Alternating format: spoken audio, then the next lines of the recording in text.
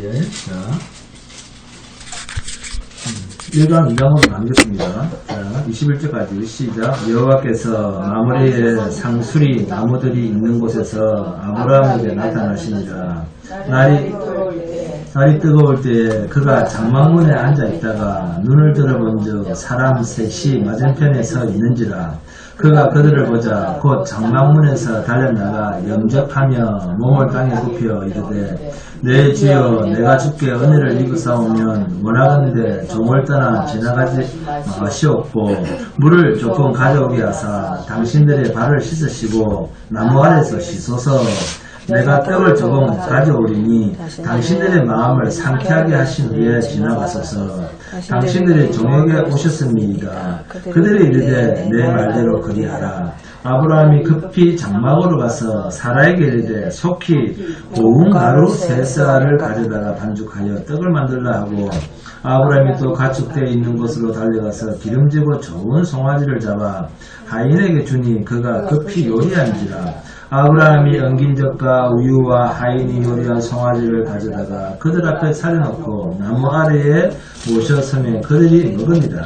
그들이 아브라함에게 이르되 내 아내 사라가 어디 있느냐 대답하되 장막에 있나이다. 그가 이르되 내년 이맘때 내가 반드시 내게로 돌아오리니 내 아내 사라에게 아들이 있으리라 하시니 사라가 그 뒤 장막문에서 들었더라. 아브라함과 사라는 나이가 많아 늙었고 사라에게는 여성의 생리가 끊어졌는지라. 사라가 속으로 웃고 이르되 내가 노쇠하였고 내 주인도 늙었으니 내게 무슨 즐거움이 있으리요. 여호와께서 아브라함에게 이르시되 사라가 왜 웃으며 이르기를 내가 늙었거늘 어떻게 아들을 낳으려 하느냐. 여호와께 능하지 못한 일이 있겠느냐. 기한이 이를 때 내가 내게로 돌아오리니 사라에게 아들이 있으리라. 사라가 두리고서 부인하 이르되 내가 웃지 아니하였나이다. 이르시되 아니라 내가 웃었느니라. 그 사람들이 거기서 일어나서 소돔으로 향하고 아브라함은 그들을 전송하러 함께 나가니라. 여호와께서 이르시되 내가 하려는 것을 아브라함에게 숨기겠느냐. 아브라함은 강대한 나라가 되고 천하 만민은 그로 말미암아 복을 받게 될 것이 아니냐. 내가 그로 그 자식과 건석에게 명하여 여호와의 도를 지켜 의와 공도를 행하게 하려고 그를 택하였나니 이는 나 여호와가 아브라함에게 대하여 말한 일을 이루려 함이니라. 여호와께서 또 이르시되 소돔과 고모라에 대한 부르짖음이 크고 그 절약이 심히 무거우니 내가 이제 내려가서 그 모든 행한 것이 과연 내게 들린 부르짖음과 같은지 그렇지 않은지 내가 보고 알려 하노라.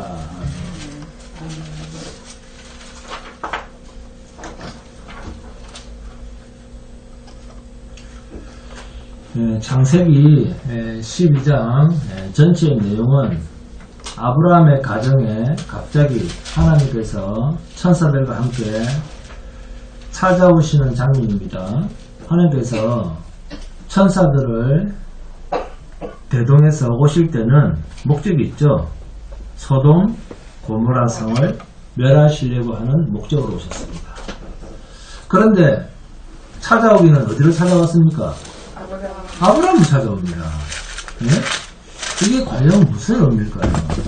그러면 이런 하나님의 찾아오신 사건을 어떻게 적용시킬 수 있겠습니까? 이 세상을 하나님께서 멸하시기 위해서 오시는데, 자, 종말이라 재림의 주님이 오시는데, 오실 때 누구에게 오실까요? 그렇습니다. 성도에게 오십니다. 네, 제일 먼저 대답했어요.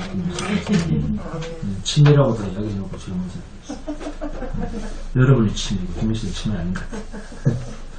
아니면 혹시 제가 드린 이야기 효과가 있었나? 이틀 먹었구나.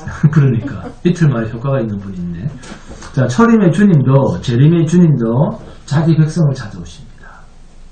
여러분, 하나님께서 우리를 찾아오심으로 신앙생활을 하게 되는 이 기독교죠. 하나님께서 찾아와야지 신앙생활이 시작이 됩니다. 이 기독교, 믿음, 우리의 신앙과 그리고 세상에는 또 온갖 종교들이 있습니다. 그렇죠. 그런데 기독교와 모든 종교를 기독교 외에 우리 예수 믿는 기독교 외에 나머지 모든 종교들을 하나님 편에서는 뭐라고 합니까? 모든 종교의 신을 하나님은 뭐라고 합니까? 우상이라 하잖아요. 우상. 총기가 없어지고 있어요. 성경을 안 읽나봐. 네? 평소에 경건생활이 문제가 많은데. 네? 성경을 열심히 읽는 게 경건생활입니다. 네? 술 안 마시는 게 경건생활이다. 그런 거 아니에요. 자, 하나님 외에, 기독교 외에 나머지를 하나님 편에서는 우상이라고 합니다. 그 신들을. 그러면 우상이 뭡니까? 우상이라는 말 뜻이 뭐죠? 가짜 신이라는 말입니다. 가짜 신. 이게 우상이라는 말이에요. 자, 우상이라는, 자, 우상은 가짜 신이라는 말입니까? 아니면 진짜 신이라는 말입니까? 가짜 신이라는 말이에요. 가짜 신이라는 겁니다. 자, 그러면 가짜라는 말은 인간이 이건 신이라고 뭔가 하나를 인간이 만들어 놓았다는 겁니다. 이건 신이야. 누가 만들었다? 인간이 만들었다는 거예요. 그래서 우상이라는 거예요. 그래서 우상이라고 말합니다. 신은 오직 하나님 한 분밖에 없습니다. 하나님은 말씀하시기를 하나님 외에는 신은 없다 이렇게 말씀합니다. 그런데 문제는 인간이 신을 만들고 인간이 신을 만들어 놓았으니까 자 누가 만든 겁니까? 인간이 만들었어요. 자 인간이 만들었으니까 사람이 만들었으니까 인간이 만들어 놓은 그 신에게 인간이 고분고분할까요? 아니면 그 신이 인간에게 고분고분하고 또 인간 말을 잘 듣는 신이 되기를 인간이 바랄까요? 고분고분한 신이 되기를 인간이 원하죠. 그죠? 인간의 말에 누가 만들었습니까? 인간이 만들었으니까. 자, 인간이 만들어 놓은 그 신이 인간의 마음에 들도록 신이 인간의 마음에 들어야 돼요. 네? 신에게 인간이 마음에 드는 게 아니라 인간 마음에 신이 마음에 들어야 돼. 그래서 인간의 마음에 들도록 고분고분해지기를 인간이 바랄까요? 아니면 인간이 그 신에게 고분고분해지려고 할까요? 신이 인간에게 그렇습니다. 고분고분하기를 바라죠. 그런데 기독교인 우리도 그렇다는 거예요. 아시겠습니까? 그러면서 믿음 생활이라고 다닌다는 거예요.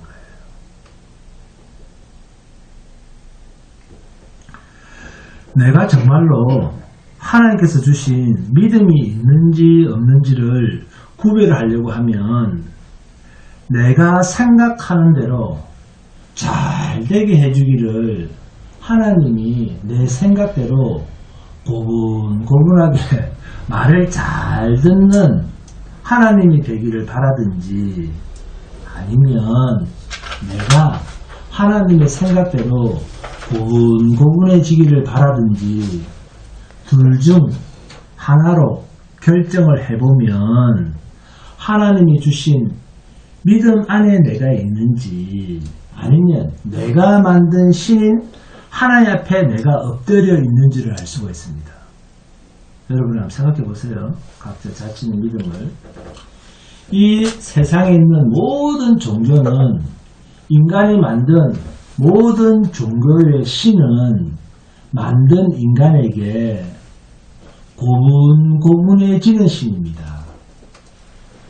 여러분 불교의 부처가 가르치는 것을 뭐라고 부릅니까? 뭐라고 합니까?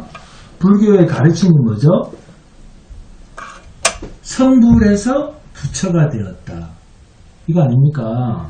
부처가 되기 위해서 절을 다니고 수행을 하는 거잖아요.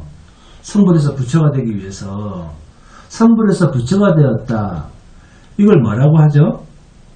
어디로 돌아간다 그러죠? 그들은 어디로 돌아간다? 무로 돌아간다 그러잖아요. 무로 돌아간다 그럽니다. 자기의 모든 소유를 비운 상태를 부처의 상태라고 합니다. 네? 마음이 어느 한 곳으로 온통 쏠려서 자신의 존재를 잊고 있는 경지, 이게 무아지경입니다. 그런데 지금 절에 다니는 모든 사람들이 자신이 무로, 없을 무, 나 자신조차도 없어. 없을 무로 돌아가기를 소원하면서 빌고 있습니까? 아니면 있을 유자입니다. 유가 모자라서 차고차고 넘치도록 더 가지려고 부처 앞으로 갑니까? 더 가지려고 부처 앞으로 갑니다. 응? 교회도 그런 사람 많아요. 자기가 만든 신인데도 불구하고 자기 뜻대로 안 보면 낙심하거나 울거나 그냥 뭐합니까? 천일작정 기도를 하든지 40일 금식 기도를 하든지 3000배를 합니다.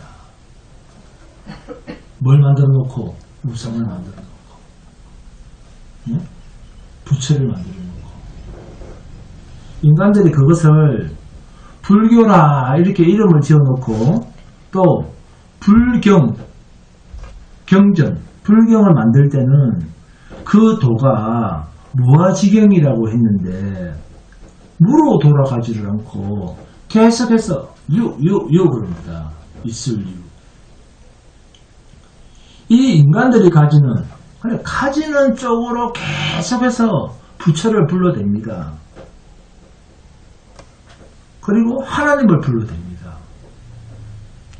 이게 인간입니다. 그러니까 인간이 만들어 놓은 신은 반드시 경전이, 우리 말하면 성경이 어떻게 말씀하든 어떻게 주장하든 인간 자기에게 신은 고분고분해야 한다는 거예요. 고분고분해야 된다. 이것이 인간이 만든 종교요 미신입니다. 이 미신적 신앙을 가지고 교회로 나왔거든요. 그러면 이제 정통 기독교로 적용을 해보겠습니다. 여러분, 기독교의 가르침은 뭐죠? 복음의 가르침, 예수님의 가르침이 뭡니까? 예를 들어서 나이가 많아서 아프다, 또는 죽을 병에 걸렸다. 그러면 어떤 마음이 들까요? 여러분 스스로 생각해보면 되잖아요. 나 자신을 스스로 내가 죽을 병에 걸려서 아프다. 그러면 어떤 마음이 들까요? 그렇습니까? 아이고 하나님 이제 저를 데리고 가시네요. 이제 진짜 내 고향 본향으로 가네요. 감사합니다 하면서 감사한 건 될까요? 이제 하나님이 부르시니 지금부터 천국 가서 진짜 이제부터 호강하면서 살겠네. 그런 마음일까요? 아니면 더 살려고 할까요? 그리고 그 기독교 자기 가족들의 반응은 어떨까요? 이 더러운 세상에서 더 살아라고, 살리려고 애를 쓸까요? 항상 죽겠다 해도 막상 달리면 살려달라고 할 거예요.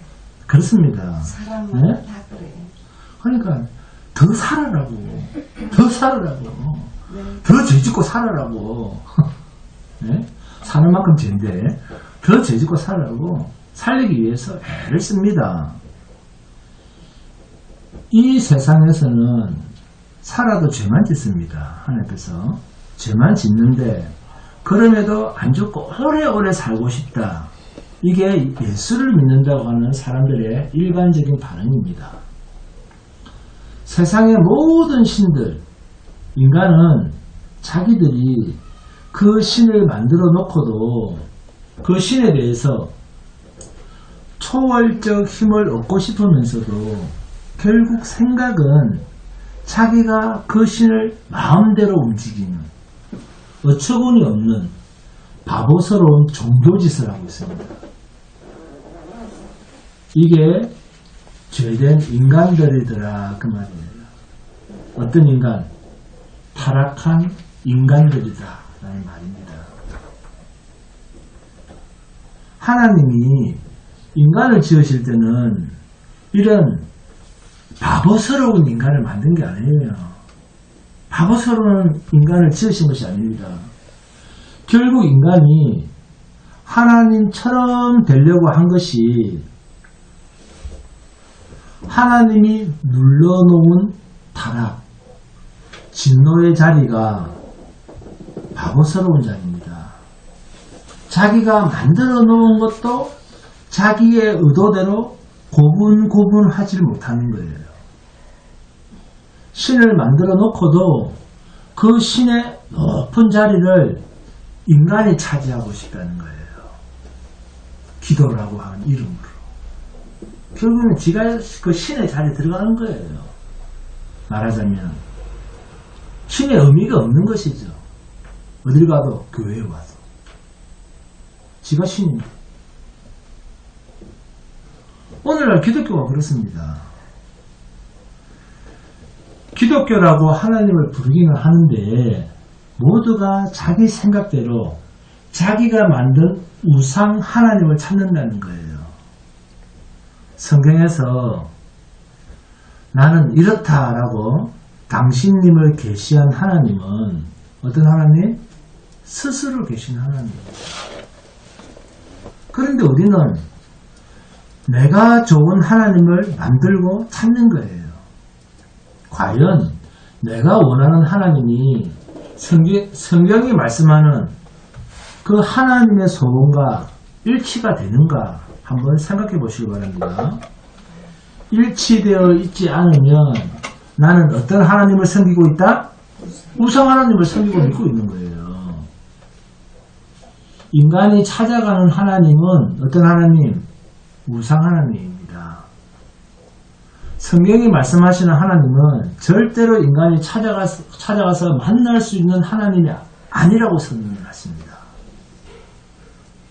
타락한 인간이 찾아가서 만날 수 있는 하나님이 아니라고 성경은 말씀합니다. 스스로 계시고 긍휼히 여기시고 우리를 불쌍히 여겨서 우리를 찾아오심으로 이 생명적 관계로 이어놓고 알게 하신 그 하나님의 흔적을 가진 성도가 인식하는 그 하나님은 내가 찾아가는 게 아니라 찾아오시는 하나님입니다. 나를 일방적으로 찾아오셔서 만나주시는 하나님입니다. 나는 술 먹고 담배 피우고 쓰러져 있는데 찾아오시는 하나님입니다. 본문 자 1절과 4절입니다. 함께 공독합니다. 시작. 여호와께서 마므레 상수리 나무들이 있는 곳에서 아브라함에게 나타나시니라 이러잖아요. 누구에게? 아브라함에게 나타나시니라. 아브라함이 찾아간 게 아닙니다. 날이 뜨거울 때 그가 장막문에 앉아 있다가 눈을 들어본 적 사람 셋이 맞은편에 서 있는지라.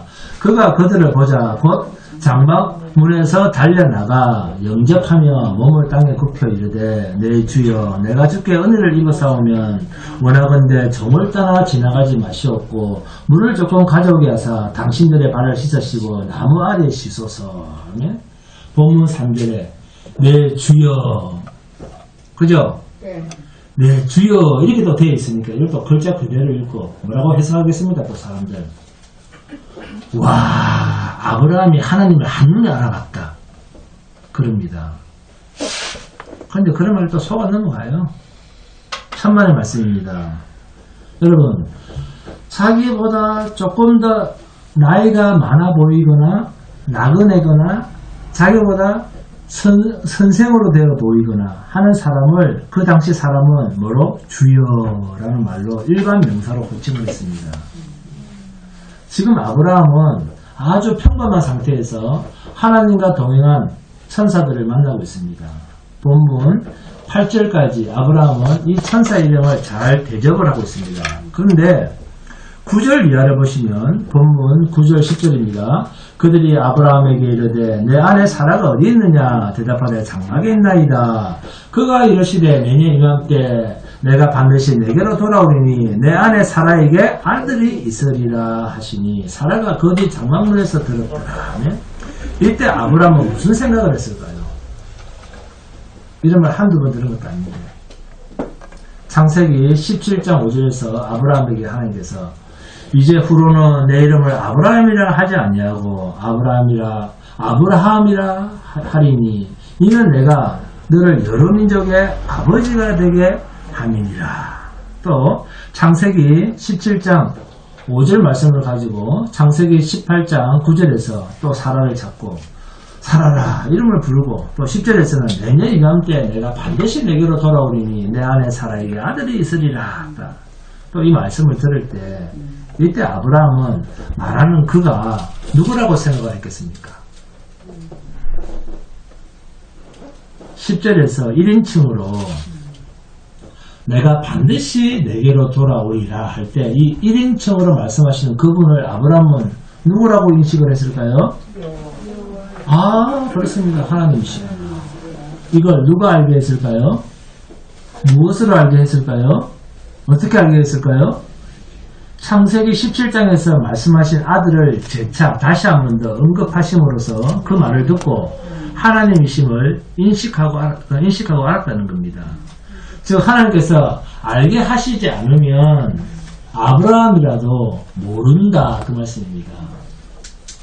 지금 하나님은 소돔과 고모라의 죄악을 확인하기 위해서 천사들과 함께 사람의 모양으로 나타나셨습니다. 그러면 하나님께서 소돔 고모라를 멸할 정도면 얼마나 죄악이 많고 더러운 곳이겠습니까?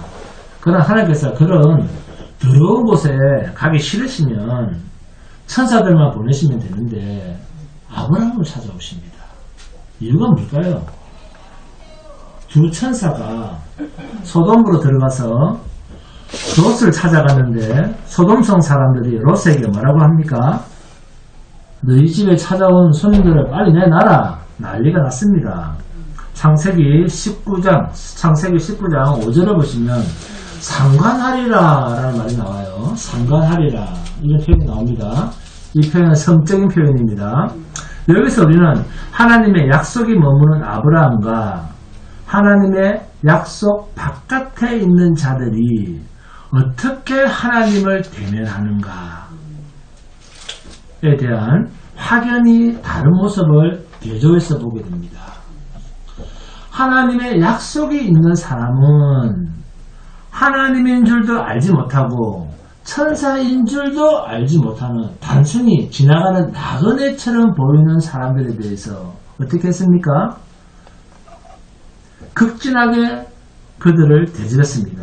이것이 나중에 신약으로 와보면 손님 대접하기를 힘쓰라 라는 말로 표현이 됩니다. 아브라함이 천사를 대접한 것은 그들의 정체를 알았기 때문에 대접한 게 절대 아닙니다.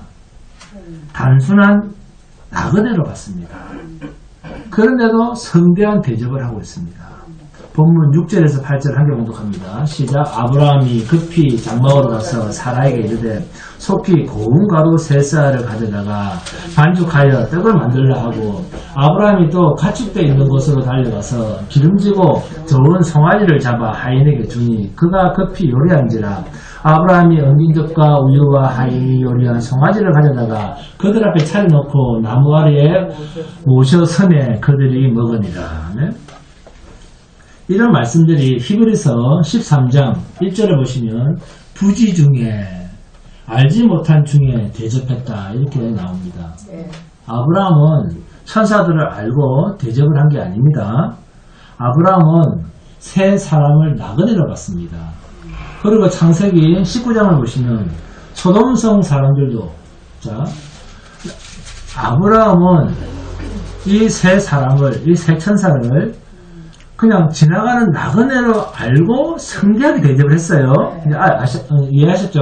그런데 소돔성 사람들은 어떻게 하는가 보세요. 이 하나님을 알지 못하는 하나님의 약속 바깥에 있는 이 소돔 사람들도 자기들의 성에 찾아온 두 천사를 나그네로 똑같이 받습니다. 아브라함도 나그네를 받고 소돔성 사람들도 똑같이 나그네를 받습니다. 그런데 그 똑같은 나그네에 대한 접대를 보세요. 대접하는 행동은 서로 전혀 다릅니다. 소돔성의 죄악은 천사가 아브라함을 방문하고 다시 소돔성을 방문함으로써 소돔성의 그 죄악, 악랄함이 여실히 비교가 되어 나타납니다. 그러니까 아브라함은 의도하지 않았지만 하나님께서는 아브라함이 천사를 대접한 것과 소돔성 사람들이 천사를 대접한 그 사건을 가지고도 하나님의 심판의 잣대는 확실하게 구분이 되어 있습니다. 그러니까 아브라함은 하나님의 무엇으로 사용이 되어졌다? 소돔성을 심판하는 기준으로 사용이 된 거예요. 아브라함은 이 천사들을 대접을 했고, 그렇죠? 이들은 대접을 하지 않았습니다. 이게 바로 성도가 이 세상에서 존재하는 이유이기도 합니다. 성도가 이 세상에 있는 것은 하나님께서 이 세상이 성도들을 괴롭히는 것으로 무엇을 하시겠다? 이 세상을 불심판하는 기준으로 삼겠다는 것입니다. 아브라함을 먼저 찾아오신 하나님은 두 천사를 소돔 땅으로 먼저 보냈는데 소돔 땅 사람들도 두 천사들을 나그네로 보는데 그 대접이 아브라함과는 전혀 다른 모습으로 나타납니다. 이것을 가지고 소돔 땅을 뭐하는 것으로? 심판하시는 것으로 아브라함을 기준으로 삼았다.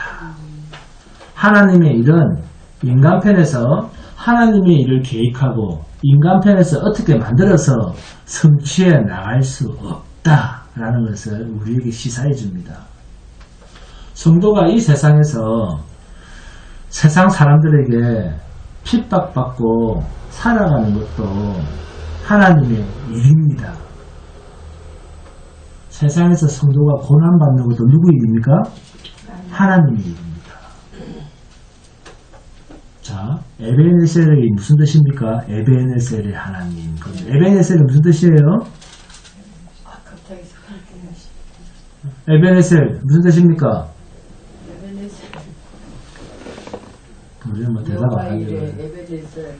하나님께서 나를 여기까지 도우셨다. 하나님께서 나를 여기까지 도우셨다. 내 나이가 90이면 하나님께서 나를 여기까지 도우셨다. 이게 에베네셀이라는 말 뜻입니다. 여호와께서 여기까지 나를 도우셨다는 뜻입니다. 그런데 우리는 이 에베네셀이라고 하는 뜻을 오해합니다. 여기까지 나를 도우셨으니까 나에게는 그 어떠한 어려움과 풍파도 실패도 좌절도 죽음도 없다, 이런 식입니다. 바꿔 말하면 예수 믿으니까 어려움이 있으면 된다, 안 된다? 안 된다. 이런 생각을 한단 말이에요. 도우셨다는 에베네셀을 항상 긍정적인 것으로 생각을 한단 말이에요. 사무엘상 7장 12절에 나옵니다. 사무엘이 돌을 취하여 미스바와 센 사이에 세워 이르되 여호와께서 여기까지 우리를 도우셨다 하고 이름을 에베네셀이라 하니라. 아멘. 이 사무엘 선지자를 통해서 하나님께서 말씀하시는 여기까지 사무엘이 하나님 여호와께서 우리를 도우셨다는 그 에베네셀은 그 내용이 뭔지 압니까? 블레셋 나라에 이스라엘이 25년간 하루 이틀도 아닙니다. 25년간 블레셋의 압제 아래 눌려 압제받고 사는 것까지 다 포함해서 하나님은 그것까지도 자기 백성을 도우신 일이다, 이렇게 표현하는 거예요. 우리 상식과 얼마나 다릅니까? 네? 그 핍박까지, 그 고난까지, 그 고충까지 다 포함해서 하는 말입니다.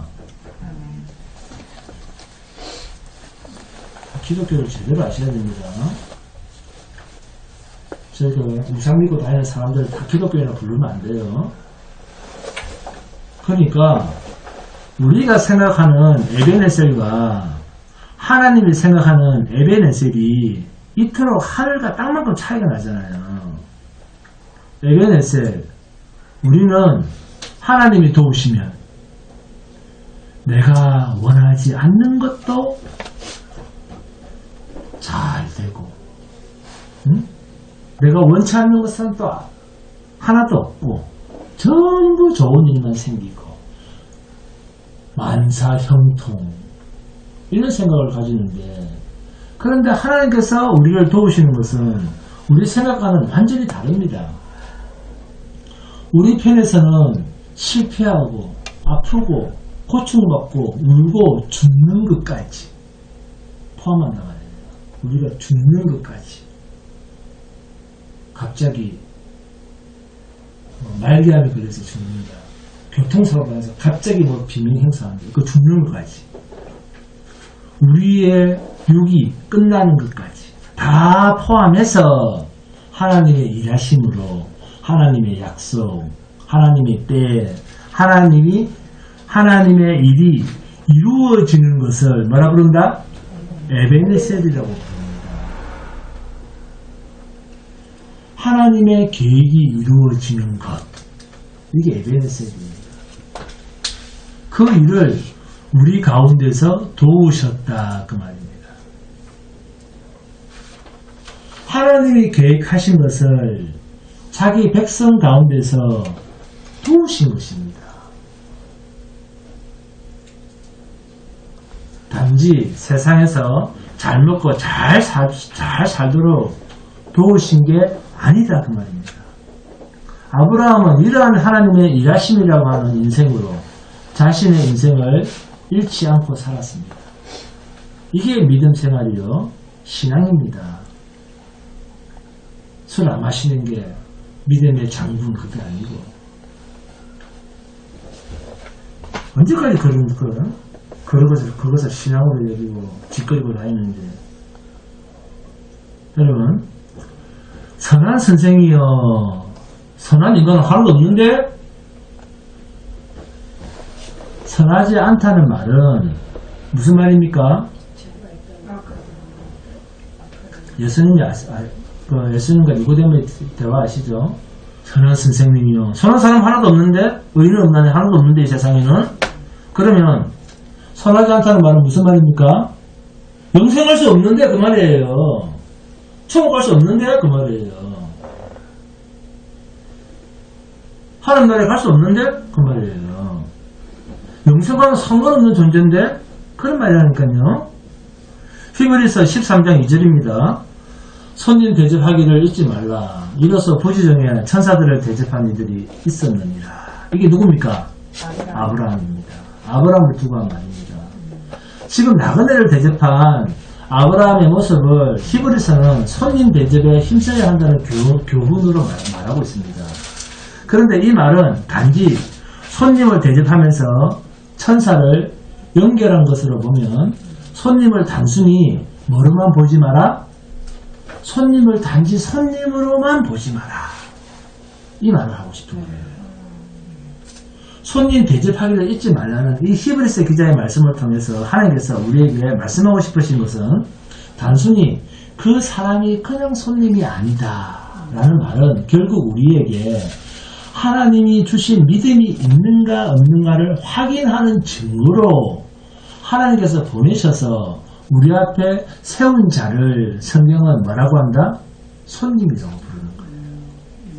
우리의 믿음을 점검하는 도구로 사용된 자를 손님으로 부르는 거예요. 또는 나그네라고 합니다.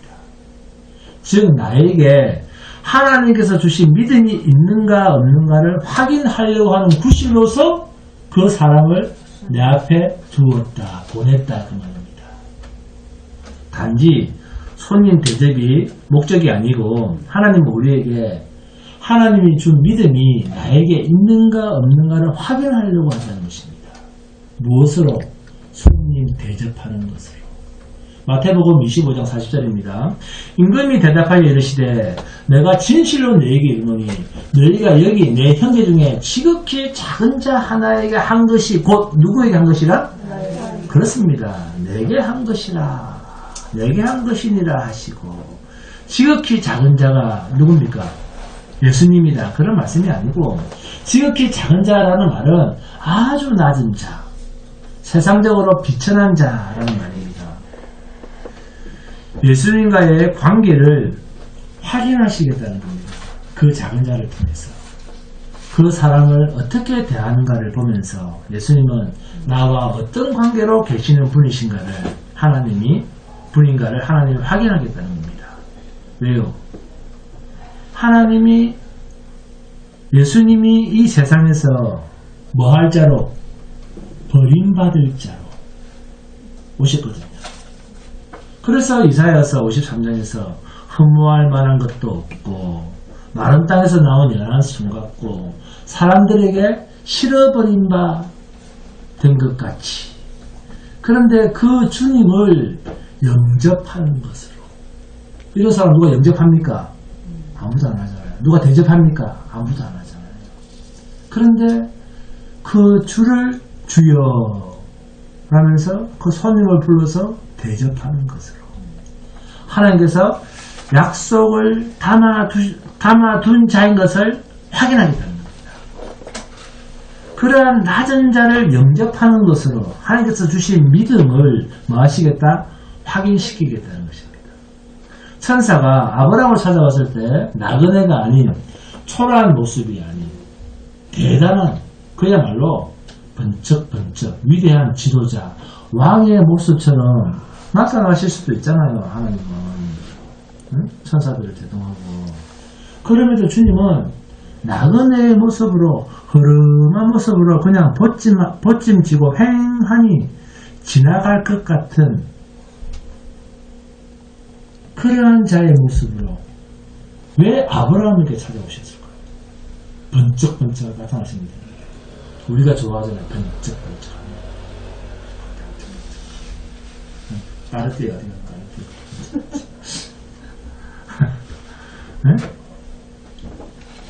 네? 왜 그렇게 찾아왔을까요? 왜 이런 흐름한 사람을 찾아왔을까요? 아브라함을 통해서 하나님과 바른 관계에 있다는 것이 어떤 모습인가를 오늘 우리에게 설명하려고 하시는 것입니다. 하나님은 만왕의 왕으로 도무지 인간의 눈으로 휘둥그레지고 찬란하고 위대한 모습으로 오실 수 있는 분입니다. 그리고 이게 대부분의 인간들이 생각하는 선입견이잖아요. 하나님이라면. 그런데 하나님은 그 반대의 모습으로 오시지 않습니까? 마곡간의 그 구유에 묻지 않습니까? 옷이 없어서. 하늘나라에는 옷이 없는가 보다. 그래서 그런 모습으로 오셨을까요? 그게 아니고 하나님께서 담으신 약속, 하나님께서 믿음 속에 약속한 세상 속에서의 인식, 하나님에 대한 인식, 바로 주님께서 지극히 작은 자, 지극히 초라한 자로 오시지 않습니까? 그게 구약의 창세기의 나그네의 모습으로, 천사의 모습으로 아브라함에게 나타나신 그 실체가 예수님입니다. 예수님이 그 아브라함에게 오신 거예요. 그리고 이게 하나님께서 믿음의 사람들, 약속의 사람들에게 담아둔 신인식입니다. 철저하게 하나님께서 찾아오셔서 주신 믿음, 약속, 진리, 생명, 성도라고 하는 이 존귀한 신분은 세상이 생각하는 것과는 정반대의 모습입니다. 나와 같지 아니하면 하나님 나라에 합당하지 아니하느니라. 무슨 말씀이에요? 이 역설이 성경에는 엄청나게 많습니다. 성경은 거의 다 역설적 표현이에요. 글자를 읽어 제끼니까 그렇지. 가난한 자가 복이 있나니 애통하는 자가 복이 있나니. 우리 김일식 권사님이 참 많이 울었죠. 저번 주에. 가난해서, 애통해서, 그죠? 이 말씀 속에 담겨있는 너무나도 뚜렷한 실체를 왜 애써 부인하려고 하느냐, 그 말입니다. 세상에서 성도는 약자의 모습으로, 그래서 횡하니 들에서 잠시 불자가 지나가는 바람처럼 생각도 안 나는 그런 약자의 모습으로, 나그네의 모습으로 성도를 이 세상에 두신다는 사실을 잊어서는 안 됩니다. 여러분, 창세기 17장 17절에서는 아브라함이 엎드려 웃으며 마음속으로, 자, 그때 아브라함이 웃었죠. 창세기 17장 17절에서 누가 웃었습니까? 아브라함이 웃었잖아요. 네? 기억 안 납니까? 지요. 창세기 17장 17절에서는 아브라함이 웃었습니다. 아브라함이 엎드려 웃으며 마음속으로 이르되 100세 된 사람이 어찌 자식을 낳을까? 사람은 90세니 어찌 출산하리요? 하고 하면서 아브라함이 웃었습니다. 아브라함이 엎드려 웃으며 아브라함이 웃었는데 이번에도 누가 웃습니까? 사라가 또 웃습니다. 부부간에 웃음이 많아요. 좋아요. 창세기 18장 12절에서 장막문에서 듣던 사라가 속으로 웃습니다. 자, 본문 12절 함께 보도록 합니다. 시작. 사라가 속으로 웃고 이르되 내가 노쇠하였고 내 주인들을 것은 내가 무슨 즐거움이 있으리요. 속으로 웃고 여기에 동그라미 칩니다. 자, 겉으로 드러나게 호호호 웃은 게 아닙니다. 호호호 웃는 그 여성분들 못 들어본 것 같아요. 다 여성분들도 하하하 웃던데. 자, 겉으로 드러나게 웃은 게 아닙니다. 속으로 웃었습니다. 속으로.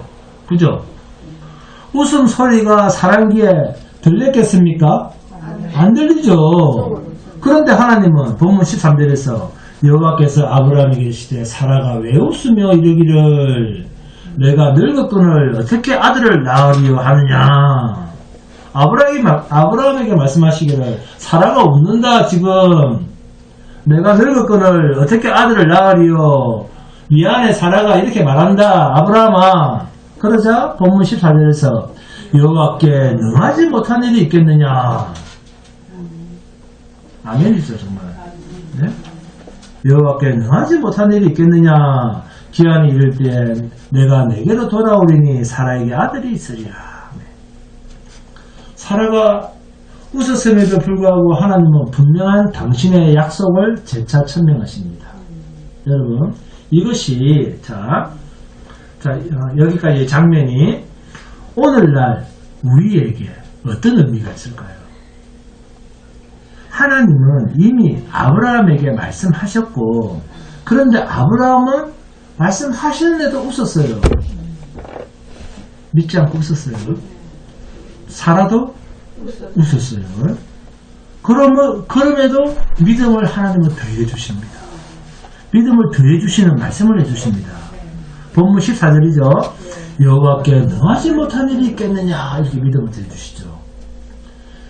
기한이 이를 때에 내가 내게로 돌아오리니 사라에게 아들이 있으리라 이렇게 희망까지 줍니다. 여호와께 능하지 못한 일이 있겠느냐. 자, 무슨 뜻이겠습니까? 그렇게도 안 믿어지니 내가 반드시 해줄게. 아브라함과 사라를 위로하고 달래는 말입니까? 아닙니다. 그런 뜻이 아니고 너희가 웃든지 말든지 늙었든지 말든지 경수가 끊어졌든지 말든지 하나님이 내가 한 약속은 내가 반드시 이룬다. 그런 뜻에서 여호와께 능하지 못한 일이 있겠느냐. 하나님의 약속은 하나님이 반드시 이룬다. 어떠한 방해에도. 인간은 늘 죄를 지으니까 하나님이 이러하다 방해하는데 전문가들이죠. 웃죠. 비웃죠. 그 어떤 방해에도 그 어떤 조건이 되지 않아도 너희의 조건과는 상관없이 그 말입니다. 경수가 끊어졌니 뭐니 너희의 조건과는 아무런 상관없이 그 말입니다. 그러니까 하나님의 약속은 인간의 조건과 관련이 있다 없다? 전혀 관련이 없습니다. 그러니까 동정녀 마리아 몸에서는 아기가 나오잖아요. 자, 이것을 저와 여러분에게 적용을 시키면 하나님께서 반드시 하나님의 나라, 영원한 나라에 우리를 데리고 들어가신다. 이 약속이 저와 여러분의 현재, 지금 우리가 믿음 생활을 잘하고 있다는 그런 조건과 관련이 있겠습니까? 없겠습니까? 믿음 생활을 잘해야 천국 간다. 거의 상관없어요. 네? 그런 생활을 자꾸 하니까 종교짓만 하는 거예요. 종교짓. 무당짓을 하는 거예요. 네? 우리는 2주에 한 번씩 교회 오니까 우리 사모는 천국 못 갈 것 같아. 그렇게 생각하시면 됐습니까?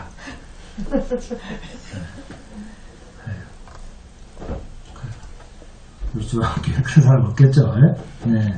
우리는 하나님께서 무엇을 약속하시면 내가 그 조건에 맞게 살아야 된다는 이런 이상한 반응을 합니다. 하나님의 약속은 하나님 당신님 자기에게 하시는 약속이에요. 그 약속의 당사자가 하나님 자신입니다. 말은 누구한테 한다? 우리한테 하는 거예요. 근데 그 약속의 실행은 누가 한다? 하나님이 하시는 거예요. 하나님이 우리에게 하나님의 약속을 담은 것은 그냥 그 약속을 우리에게 담은 것 뿐이지 우리가 하나님의 약속의 파트너가 아닙니다. 내가 이랬으니까 너는 이래라. 우리는 그런 말을 쓰죠. 이게 뭡니까? give and take. 그런 식 아닙니다. 하나님은.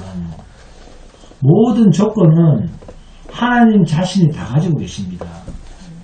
인간의 조건과는 전혀 상관이 없습니다. 너무 기분 좋지 않습니까? 네? 너무 자유하지 않아요? 기분 나쁩니까? 전혀 기분 좋아하는 모습이 아니야. 할렐루야 나올 것 같은데 전혀 할렐루야 나오지도 않고 아멘도 안 나와요.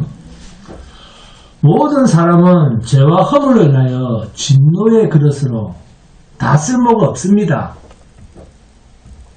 그 중에 얼마를 하나님께서 당신의 약속을 담을 만한 무엇으로? 긍휼의 그릇으로, 약속의 그릇으로, 약속을 담을 그릇으로 우리를 부르신 것 뿐입니다. 절대로 인간편에서 조건을 보고 낙담하거나 두려워하거나 하지 마세요. 하나님의 구원의 능력은 전적으로 하나님 당신님의 능력에 달려있고 하나님 당신님의 약속의 성실성에 달려있습니다. 그래서 진심으로 하나님의 약속을 가진 믿음의 사람이라고 하면 자기 자신의 조건을 보면서 흔들리지 않습니다. 아, 내가 이래가지고 천국 가겠나? 그 우상 믿는 사람이지 하나님 믿는 사람 아니에요. 그런 만한 사람들. 그럼 우리는 어떻게 말합니까?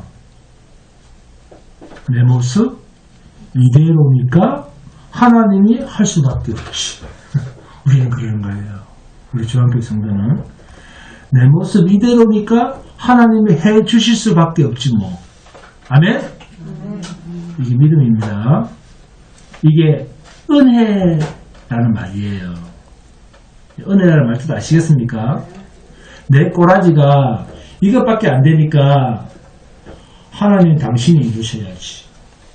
이것을 아는 자, 이걸 아는 자가 자기 부정, 자기 부인을 할 수밖에 없는 거예요.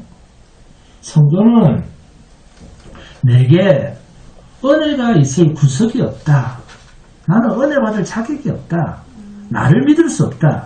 이것을 철저하게 인정하고 알게 되어 있습니다.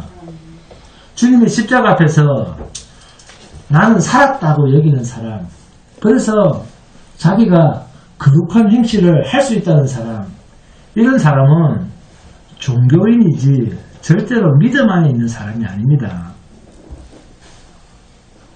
하나님의 약속 안에 있는 사람은 절대로 자신이 그 어떤 거룩한 행실로도 하나님 앞에서 어렵게 될 수 있다는 생각을 하지 않습니다. 그런 사람은 믿음이 없는 사람, 예수를 안 믿는 사람입니다. 이런 사람은 그리스도 예수의 십자가 사건의 본질적 의미조차도 모르는 사람입니다. 하나님은 자신에게는 가능성이 없다고 웃고 있는 그들에게 하나님은 당신의 약속에 대해서 신실하신가 능력으로 이삭을 가지고 옵니다.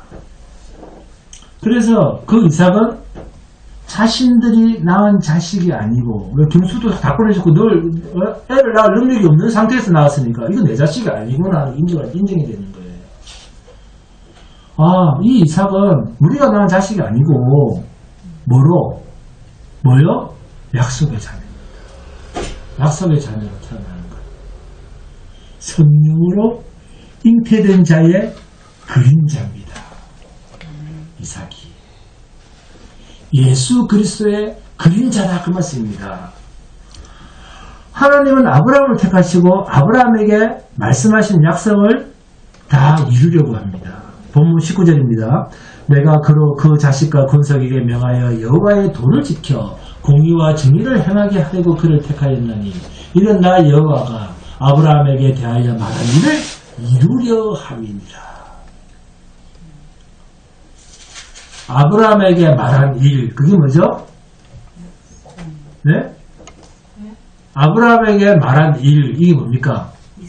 그렇습니다. 이삭 줄게. 이거 아니었습니까? 내가 아들 줄게. 게다가 이름도 내가 지어줄게. 이삭이라 해라. 얼마나 친절하십니까?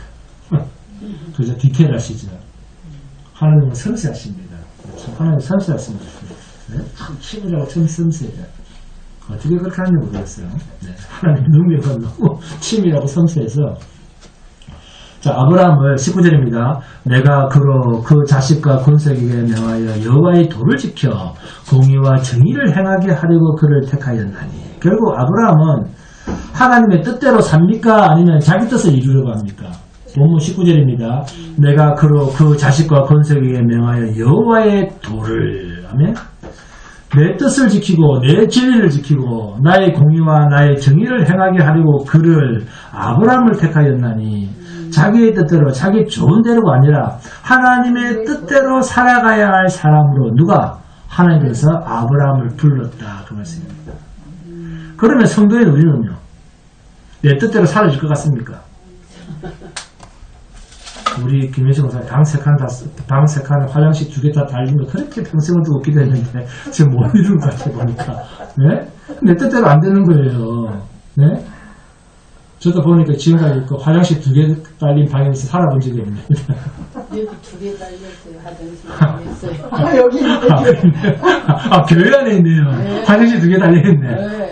할렐루야입니다. 꽤 넓던데. 할렐루야입니다. 네. 확인까지 하셨어요.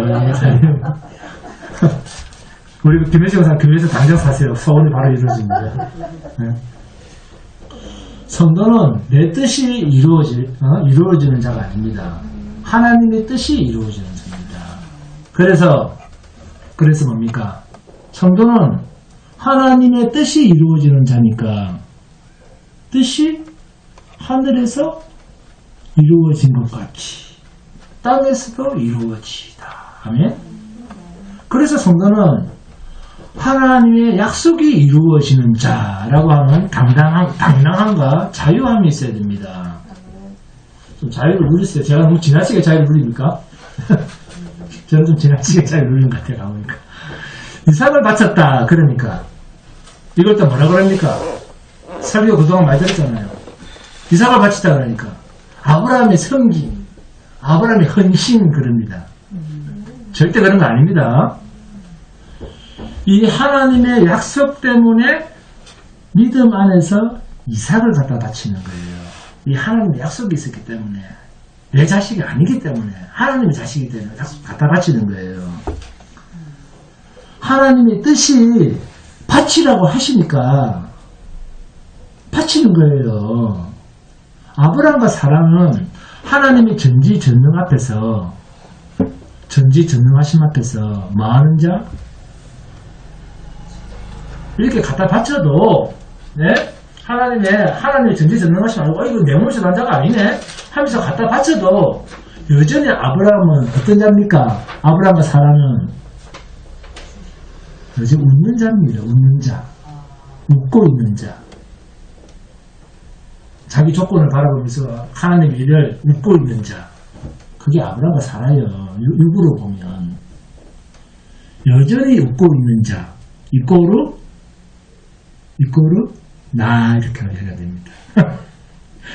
이게 인정을 안 하려고 우리 성도들을 참 나 따라합니다. 나. 우리 나야, 나. 우리가 바로 그렇습니다. 하나님의 전능하심에 항상 웃음으로 우리가 그렇습니다. 가볍게 웃어 넘기려고 하는 자, 나. 이게 내 모습이라는 사실입니다. 여러분, 하나님의 선택을 받고 또 하나님의 약속이 머무는 자의 참된 모습은 자기의 인생에서 자기의 생각대로 될 것을 바라보는 자가 아니라 내 인생에서 하나님의 뜻이 이루어지는 것에 대한 그림을 생각하고 늘 그것을 바라보는 것이 성도의 인생의 즐거움입니다. 하나님의 뜻이 이루어지는 것을 보고 기뻐하고 즐거워하는 복된 성도가 되시기를 주님의 이름으로 축원드립니다.